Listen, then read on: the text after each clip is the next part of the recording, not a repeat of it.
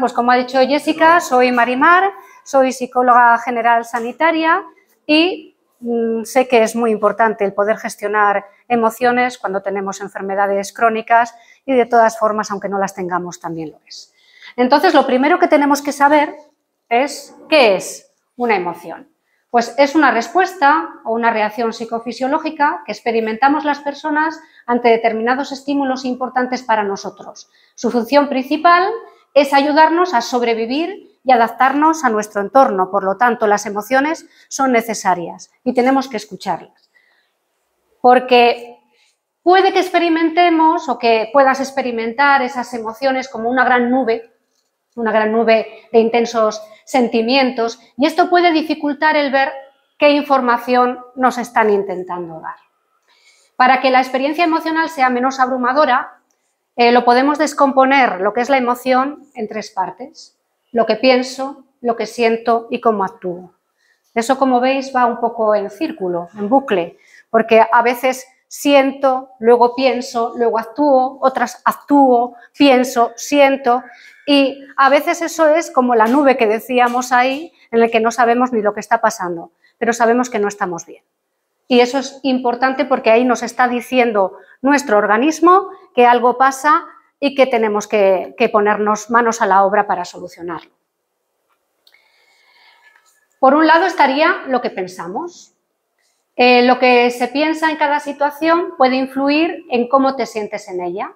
Si te dices que no mereces tener amigos, te podrás sentir triste o avergonzado, y si te dices que suspenderás una asignatura o que perderás tu trabajo, probablemente comenzarás a sentirte ansioso.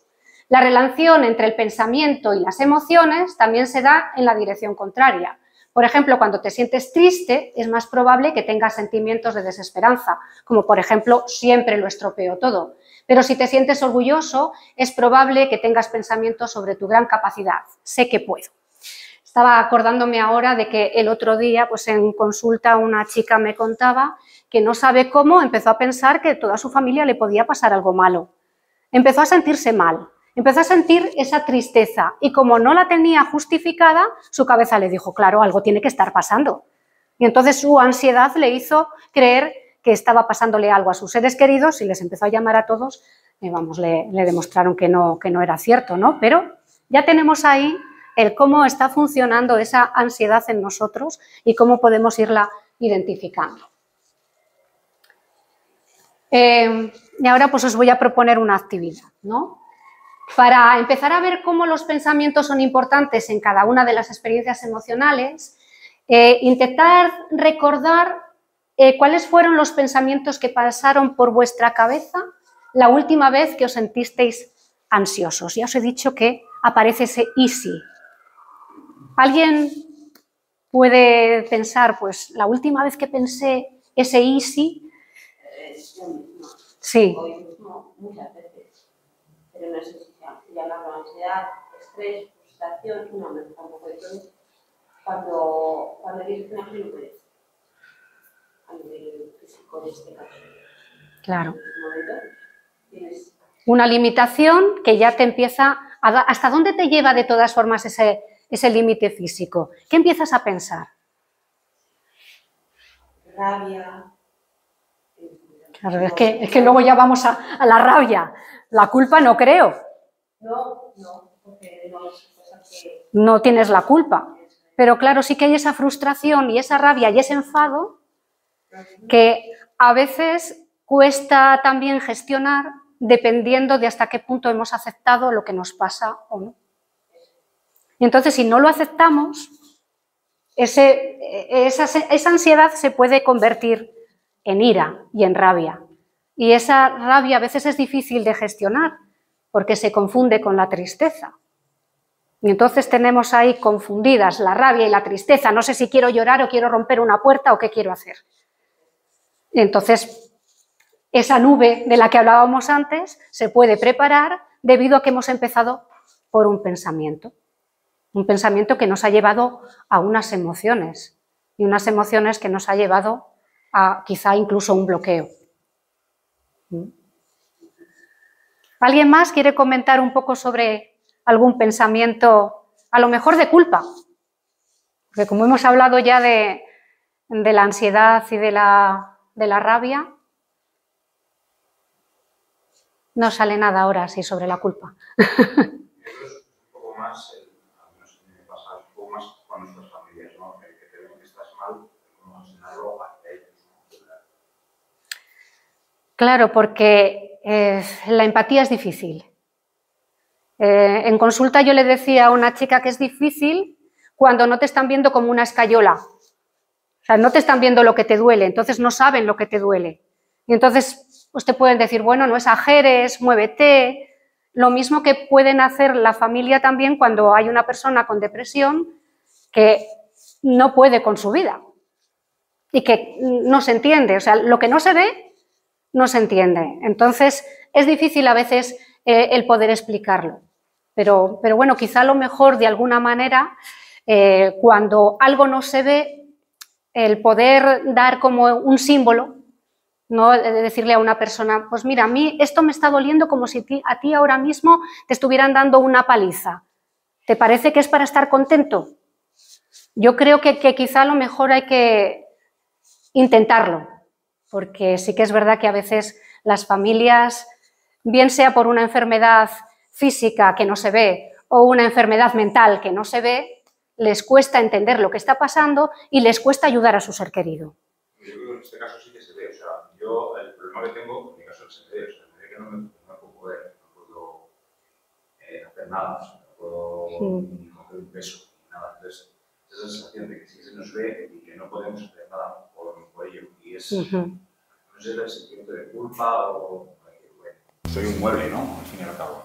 Claro, es más, no es la cosa de que no se ve, sino justamente al contrario, que se ve y es que ellos sufren porque tú sufres. Entonces, sí, que cuando ya se ve, porque a veces no se ve, pero a veces sí, entonces, claro, la impotencia. Surge la impotencia, el no saber qué hacer.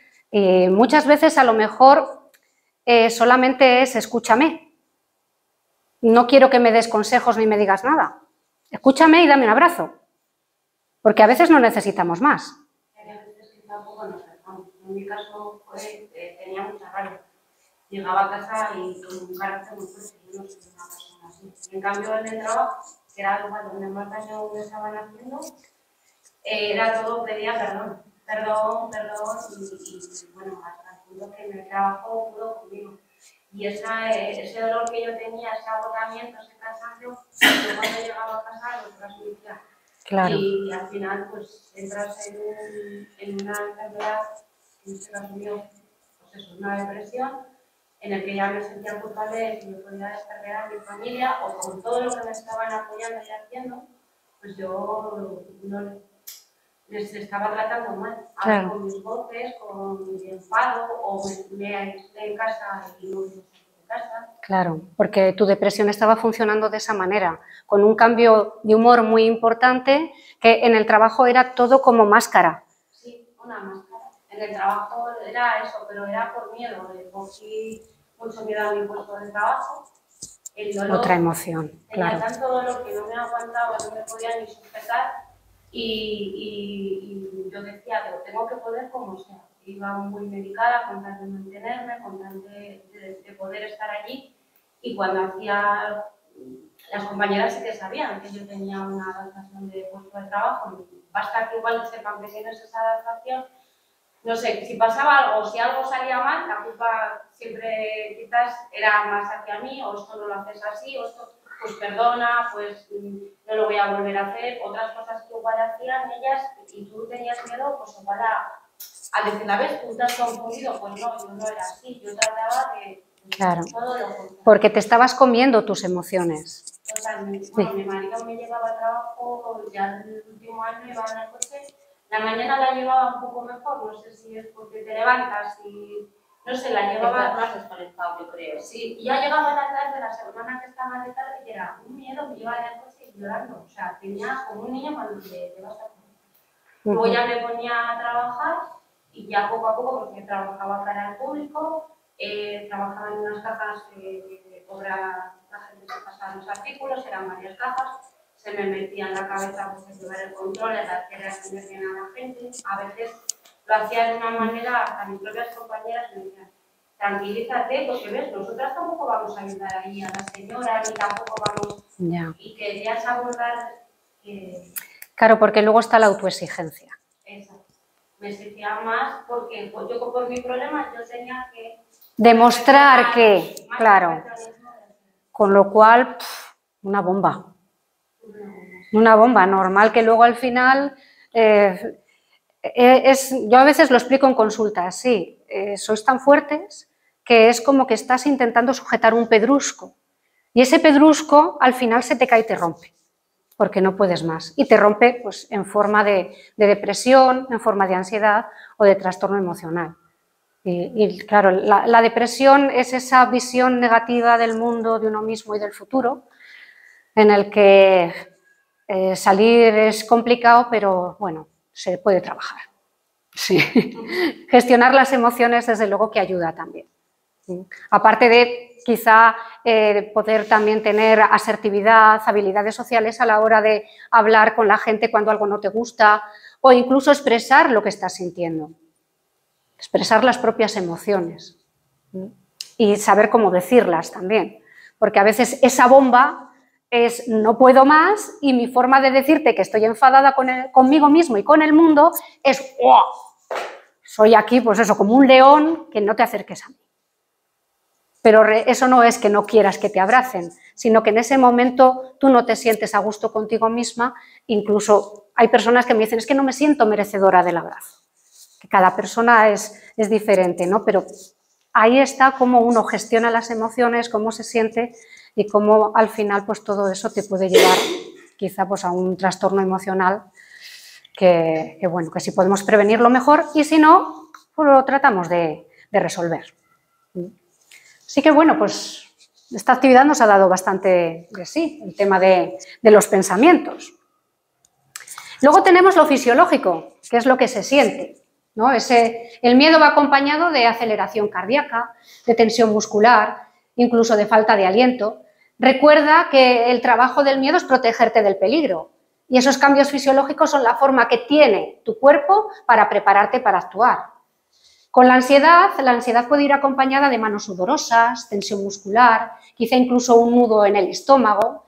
Recuerda que esto nos está alertando de que algo importante va a pasar y deberíamos prepararnos para ese futuro. Y la tristeza puede ir acompañada por sensación de gran cansancio, de pesadez en las costillas, que esto también nos va a preparar para retirarnos. La tristeza nos está diciendo que algo nos falta. Párate, piensa, ¿qué ha pasado? Y eso, pues claro, eso también es importante tenerlo en cuenta porque a veces podemos confundir una sensación física con un síntoma de alguna enfermedad. O esa sensación que puede ser debida a la tensión muscular, en vuestro caso lo que puede hacer es aumentar el dolor. Por lo tanto, también tenerlo en cuenta es importante porque el dolor está ahí. Pero, por ejemplo, la ansiedad que genera muchísima tensión muscular puede hacer que lo aumente. Entonces, no sé si os habéis parado a pensar a veces qué sensaciones físicas podéis tener detrás de una emoción y aquí, por ejemplo, pues sería pensar qué sensaciones físicas pueden acompañar a alguien que se siente ilusionado. Tengo una chuleta porque a mí me cuesta también ver las sensaciones físicas que podamos tener, pero bueno, si me decís las sensaciones, luego ya pongo la chuleta. ¿Qué sensaciones puede haber cuando uno está ilusionado? Tienes menos dolor, lógicamente, ¿no? Bienestar, menos dolor, más energía, ¿verdad? Y si experimentamos pánico, miedo, pero miedo inmenso, ¿qué sensaciones vamos a tener? Ahogo, nudo en la garganta, malestar a lo mejor en el estómago, dolor de cabeza, dolor de espalda, bloqueo. La amígdala nos bloquea y no nos deja pensar, nos paraliza. ¿Y qué sensaciones vienen con la rabia? Tensión muscular. Tensión muscular, calor, bueno, luego os pongo digo, la chuleta, ¿no? Y si te sientes avergonzado, puede ser pánico, puede ser rabia también. que ahí juntamos todo. Juntamos un poco todo, pero en la vergüenza también podemos sentir quizá el rubor, el calor, quizá a lo mejor también podemos sentir molestias en el estómago. Vamos a ver las chuletas. Y como digo, a mí esto me resulta más difícil también el saber yo misma qué experimentamos, y entonces, bueno, yo lo he buscado y con la ilusión nos sentimos animados, llenos de energía, muy activos, con ganas de reír, de sonreír, incluso nos podemos ruborizar, podemos sentir también un calor, pero un calor con el que estamos a gustito. Con el pánico vamos a sudar, vamos a estar nerviosos, inquietos, con temblor, con nudo en la garganta y con los músculos tensos. Con la rabia nos podemos sentir fuera de control, con el cuerpo muy rígido, también con rubor, calor, pero ese ya es incómodo, ese calor, más rigidez muscular, con la boca incluso apretada. Y la vergüenza nos puede producir dolor de estómago, sensación de terror, con la cara roja, ahogo, sofoco. Esas sensaciones también nos están contando que algo nos está pasando. Y a veces las podemos confundir, como digo, con otras cosas. Cuando una persona tiene hipocondría, es posible que piense que un dolor de cabeza es que va a tener un cáncer o que va a tener un tumor cerebral. Y claro, eso va a provocar una ansiedad potente. La ansiedad, cuando es la mala, es la que nos está diciendo que estás en peligro, pero de verdad, cuando es mentira. Cuando hay un porcentaje a lo mejor pues del 0,0001 de que pase eso. Entonces, esa ansiedad lo que va a generar es tensión muscular, que va a aumentar el dolor de cabeza y que va a hacernos creer que realmente estamos malos, malísimos. Que a veces es posible que ese dolor de cabeza pueda ser de, a lo mejor, una gripe o incluso pues, de otro tipo de enfermedades. Cómo pensemos y si ese pensamiento no es real, nos va a hacer quizá pues, tener esas sensaciones que al final, si es ansiedad y nos relajamos, se van a ir. Y eso es lo que nos va a ayudar a sentirnos mejor. Pero hasta que llegamos ahí, podemos haber ido a urgencias no sé cuántas veces. Luego estaría el otro componente, que es lo que hago. Siempre que sientes una emoción, viene acompañada del impulso de actuar. El impulso puede ser útil, por ejemplo, al saltar de una carretera cuando un coche se acerca deprisa, debido al miedo que nosotros tenemos, pues entonces viene el coche, yo salto o me quedo paralizada y a mí que no me toque el coche, porque menudo miedo, ¿no? Ya nos está salvando la vida ese miedo.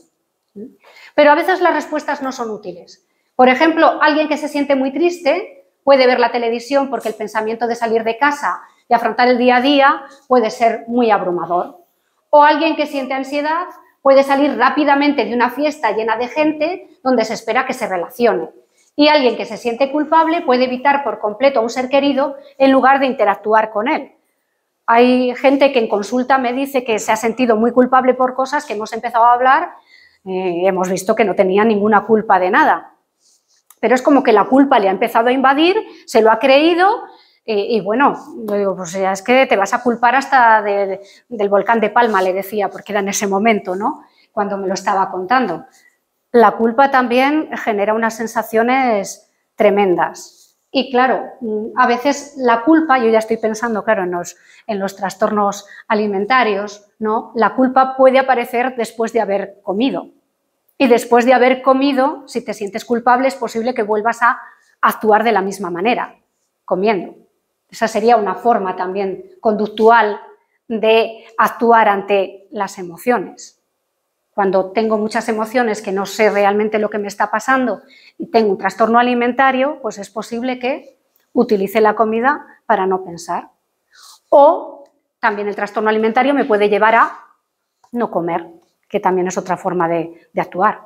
O hacer ejercicio, o también, pues, ya no trastorno alimentario, sino ya otros trastornos, como puede ser el juego, o como puede ser la adicción al móvil, utilizar para no pensar, al fin y al cabo.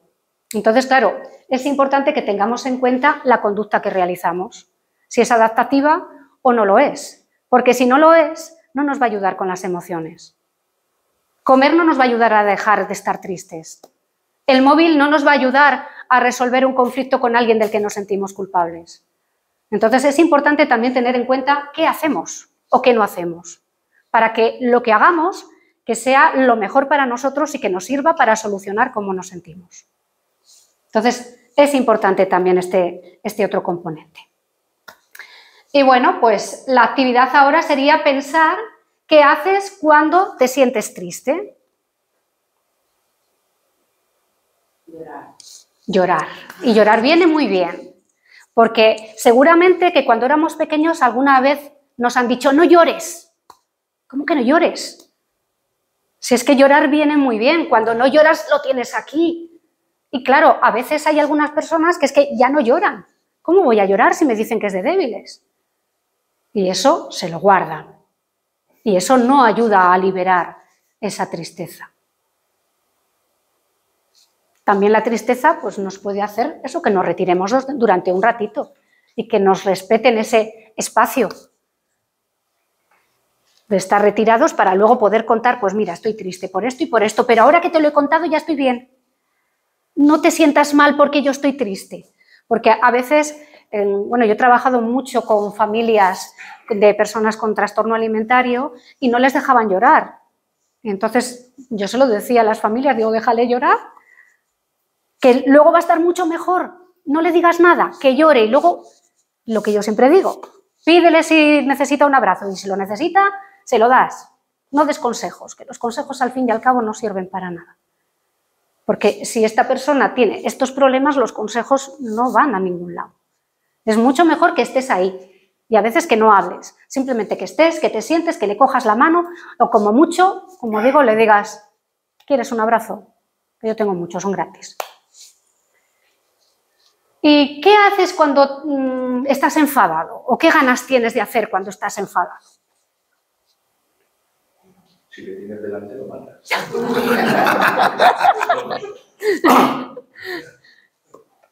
Sí, sí. Sí. Bueno, hay gente que tiene un saco de boxeo por ahí y dice, bueno, no lo tengo delante, pero pim, pam, pim, pam. A veces también soltar es otro mecanismo, mucho más adaptativo que pegarle un leñazo a alguien porque al final te pueden detener. Entonces, quizá también es importante tener en cuenta qué impulso tengo, si ese impulso me va a venir bien o no me va a venir bien. Entonces, impulso, paro, pienso, actúo. Entonces, antes de pegarle a alguien, si no tengo un saco de boxeo, pero sí que tengo una buena almohada, pues le puedo dar a la almohada, por ejemplo. Yo me suelo dar la vuelta. ¿Cuál? Que yo me suelo dar la vuelta. Ah, que te das la vuelta. En cualquier situación de enfado. Es como retirarse del momento para tener como una distancia emocional. Sí. Yo si estoy en casa me meto a la cama, vamos. ¿Ves? Mira, otro que se da la vuelta. Antes me fumaba medio paquete de tabaco, pero como he dejado de fumar, pues ahora me meto a la cama. Hay que hacer otras cosas, claro. Pues bueno, el retirarse y que te lo respeten, que sepan que no es que no quieras hablar, sino que en ese momento necesitas tu momento, necesitas tu espacio, necesitas quizá el contar no 10, sino 100 o 1000 para estar más calmado. Sí. Porque si no se duerme el dragón, entonces es mucho peor para todos. Para mí el primero, claro, pero para todos los que están alrededor, entonces es mucho mejor irme a la cama. Antes me bajaba a la calle y me fumaba medio paquete. O menos. Pero una vez hay bastantes. Y ahora a la cama y ahí a retirarte bueno, a veces, a tu espacio. A veces son 3 horas de sueño, de siesta, pero bueno, viene bien. Bueno, pues es importante saber cómo actuamos y si lo que hacemos nos viene bien. Yo creo que lo de fumar es mejor que lo hayas dejado. Eso piensa mi médico, sí. Sí, yo creo que también. Que te va a venir muy bien y que a medida que van pasando los días, tus pulmones van a estar mucho mejor. Sí, hombre, sí lo he dejado a propósito. Así que, estupendo. ¿Y luego qué haces o qué tienes ganas de hacer cuando estás avergonzado, cuando tienes vergüenza? Yo creo que menos. Sí. Toda la vida. No quiero ver nada. Me escondo, ¿no? Sí. Desaparecer. Desaparecer. Eso es. Luego, además, es que la vergüenza y la culpa suelen estar también como muy unidas y es como que a veces no sabes cómo solucionar lo que ha ocurrido. Entonces, que estás en tu vergüenza y en tu culpa en bucle, también a veces pararte y pensar si esto tiene solución y si la solución depende de mí, voy a hacer lo que yo pueda porque voy a jugar con mis cartas, eso nos puede ayudar a poder solucionar el problema. Pero tener en cuenta eso, si depende de mí, porque si no depende de mí, es que nos podemos frustrar mucho. Es que normalmente cuando hay un problema que es muy importante y no lo controlamos, es lo que más nos paraliza. Y no nos ayuda a aceptar las situaciones. La aceptación es muy importante. Y para poder aceptar las situaciones, pues hay un ejercicio que es hacer como una especie de triple columna, en la que en la primera columna sería cosas fáciles de cambiar, en la segunda cosas difíciles de cambiar y en la tercera cosas imposibles de cambiar. Lo que es imposible no lo podemos cambiar, pero a veces es lo que nos hace darle más vueltas. Si tenemos esa triple columna cerca de nosotros, lo que podemos hacer es ver lo que es fácil de cambiar. Es fácil de cambiar un peinado, una montura de unas gafas. Y quizá en un momento en el que estemos así en bucle, podemos decir, pues mira, voy a hacer un cambio fácil, porque lo imposible no puedo hacer nada. Con lo difícil, claro que podré hacer cosas, pero si empiezo por lo fácil, me voy a sentir un poco mejor y voy a ver que puedo hacer cosas y con objetivos pequeñitos conseguimos más que a veces cuando queremos solucionar algo que es imposible. O algo que es muy grande no lo podemos solucionar tampoco en una mañana. También nos podemos poner objetivos pequeñitos, metas cortas, para poder solucionar cosas que son más grandes, cuando son difíciles de solucionar. Cuando son imposibles de solucionar, pues no podemos solucionar el pasado, no podemos cambiarlo, no podemos cambiar la personalidad de las personas que tenemos al lado, entonces no podemos cambiar esa enfermedad crónica, por lo tanto, pues aceptarla, aunque cueste un huevo, pues hay que trabajarlo. Y bueno, pues este pequeño ejercicio que os he comentado es un ejercicio que puede venir muy bien para el tema de la aceptación. Pero yo también creo que el no aceptar una situación también es importante tenerlo en cuenta. Porque a veces nos pasa que es como esa canción de creía que lo había superado, pero no lo había superado. Entonces a veces también hay que plantearse, ¿lo tengo aceptado realmente? ¿No lo tengo aceptado? No pasa nada por no tenerlo aceptado, porque al fin y al cabo vamos a ir trabajando para ello. En una conferencia que di a personas con diabetes, había muchas que me decían que no lo tenían aceptada su enfermedad, y cuando no se acepta la enfermedad es más difícil seguir el tratamiento. Entonces, pues trabajar la aceptación me parece muy importante, a la vez que trabajar todas esas emociones que nos tienen ahí a veces como en esa nube de no saber cómo solucionar los problemas. Y bueno, pues este sería un poco el triple componente en el que podemos hacerlo, quizá podemos hacer este tipo de registro para poder trabajar con nuestras emociones. Que hay un ejemplo, ¿no? Una situación. Mi amiga cancela nuestro plan. Emoción, tristeza y vergüenza. ¿Qué estás pensando? Pues por supuesto ella no quiere salir conmigo, soy una persona demasiado patética y aburrida, sería mejor irme pronto a dormir. ¿Qué sensaciones físicas estás sintiendo? Un nudo en la garganta y cansancio. ¿Qué conductas o qué estás haciendo o tienes ganas de hacer? Rumiar sobre lo que he hecho para disgustar a mi amiga e irme a dormir a las 8. Claro, es que ya está pensando que tiene la culpa. No ha pensado, no ha flexibilizado su pensamiento de decir, a ver, me ha dicho que no puede ir, pero no tiene que ser porque piense que yo soy patética. Es posible que le hayan pasado 1000 cosas y que no me lo haya podido contar hoy, a lo mejor me lo cuenta otro día. Sin embargo, el pensamiento rígido y culpable le hace creer que es por culpa de ella seguramente y entonces, pues hala, hoy se ha acabado el día, me voy a la cama. Tenerlo registrado de esta manera nos hace entender nuestra emoción y nos ayudaría quizá a darle una vuelta al pensamiento, que es lo que necesitaríamos, que es lo que llamamos los psicólogos reestructuración cognitiva. Es darle una vuelta a ese pensamiento, porque por pensar una cosa no tiene por qué ser cierta. Puede haber un montón de de cosas que hayan pasado y que no tengan que ser eso. Pero cuando uno se siente mal consigo mismo, pues tiende a hacerse el harakiri, a pensar que él es el que tiene la culpa de todo. Entonces, esta actividad pues la podéis hacer en casa para poder ir detectando la situación, la emoción, el pensamiento, la sensación y la conducta. Que si le queréis hacer una fotico, pues se puede. Muy bien. Bueno, y esto, pues claro, lo he buscado por internet, digo, pues a ver, para enterarme un poquito de cuál es esa conexión entre la inflamación y la salud mental, y esto pues lo contaba una psiquiatra, Raquel Calles, y bueno, pues os lo cuento yo también. Dice que la inflamación crónica puede estar relacionada con la aparición de síntomas de ansiedad y depresión, así como con el desarrollo de la enfermedad inflamatoria e infecciones. La relación entre estas enfermedades y los trastornos mentales puede ser bidireccional. Por un lado, la inflamación crónica causada por estas enfermedades puede afectar negativamente el funcionamiento del cerebro y aumentar el riesgo a desarrollar ansiedad y depresión.